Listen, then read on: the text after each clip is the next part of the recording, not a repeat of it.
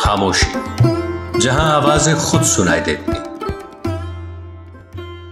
دنیا کے شور شرابے سے دور ایک ایسا کمرہ بھی ہے جہاں آواز نہیں، صرف وجود کی گونج باقی رہ جاتی ہے۔ اسے کہا جاتا ہے انیکوک چیمبر۔ یہ کمرہ امریکہ کے شہر ریڈمنڈ میں مائکروسافٹ کے تحقیقی مرکز میں واقع ہے۔ یہ زمین کا خاموش ترین مقام ہے جہاں انسان اپنی سانسوں کی سرسراہٹ، دل کی دھڑکن اور حتیٰ کہ اپنے پھیپھڑوں کی حرکت تک کو سن سکتا ہے۔ یہ چیمبر جس کا ہم ذکر کر رہے ہیں، یہ دراصل مائکروفونز اور آڈیو آلات کی جانچ کے لیے بنایا گیا تھا، لیکن وقت کے ساتھ ساتھ یہ صرف ایک سائنسی تجربہ نہیں رہا، یہ انسانی نفسیات کا آئینہ بن گیا۔ ناظرین، ہم نے شور کے ساتھ جینا سیکھ لیا ہے۔ گاڑیوں کے ہارن، مشینوں کی آوازیں، موبائلز کی گھنٹیاں۔ ہم بھول گئے ہیں کہ خاموشی اصل میں کیسی ہوتی ہے۔ لیکن جب کوئی اس چیمبر میں داخل ہوتا ہے تو اسے ایسا لگتا ہے جیسے ساری دنیا ہی رک گئی۔ لیکن چند ہی لمحوں بعد یہ خاموشی اس پر بوجھ بننے لگتی ہے، کیونکہ جب باہر کچھ سنائی نہیں دیتا تو اندر کی آواز چیخنے لگتی ہے۔ لیکن جب دل کی دھڑکن شور بن جائے تو کیا ہوتا ہے؟ ماہرین نفسیات یہ کہتے ہیں کہ چند منٹ سے زیادہ کوئی بھی شخص اس چیمبر میں نہیں ٹھہر سکتا، اور اکثر یہی دیکھا گیا ہے کہ لوگ گھبرا کر دروازے پر دستک دیتے ہیں، زور زور سے چلاتے ہیں، مجھے باہر نکالو۔ اور ایسا کیوں ہوتا ہے؟ کیونکہ وہ پہلی بار اپنی اندرونی دنیا کی آوازیں سن رہے ہوتے ہیں۔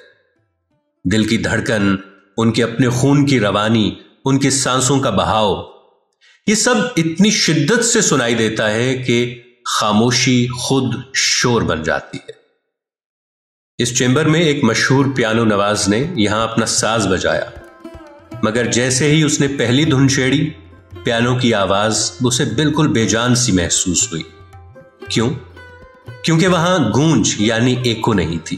یہ انیکوک چیمبر ہے، جبکہ گونج ہی وہ روح ہے جو موسیقی کو زندہ رکھتی ہے۔ جب ہر آواز پلٹنے سے انکار کر دے تو نغمہ بھی ادھورا لگتا ہے۔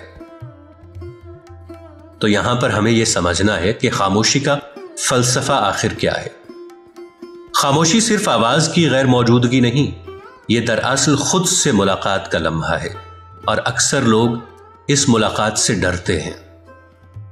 جب ہم بولنا بند کرتے ہیں تو ہم سننا شروع کرتے ہیں، اور جب ہم سنتے ہیں تو ہم سمجھنا شروع کرتے ہیں۔ لیکن خاموشی کی بھی کچھ اخلاقیات ہوا کرتی ہیں، کیونکہ زندگی میں کچھ لمحات ایسے آتے ہیں جہاں خاموشی ہی بہترین زبان بن جاتی ہے۔ جب کوئی اپنا حال دل کہہ رہا ہو، وہاں خاموش رہنا ادب ہے۔ جب کوئی آپ کو اپنی بات مکمل نہ کرنے دے تو خاموشی وقار ہے۔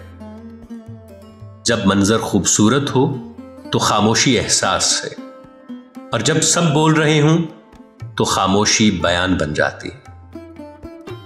اس خاموشی کے لیے تربیت کی ضرورت ہے، کیونکہ خاموشی بھی ایک فن ہے۔ جس طرح موسیقی میں وقفہ کسی نغمے کو نکھارتا ہے، اسی طرح زندگی میں خاموشی انسان کو سنوارتی ہے۔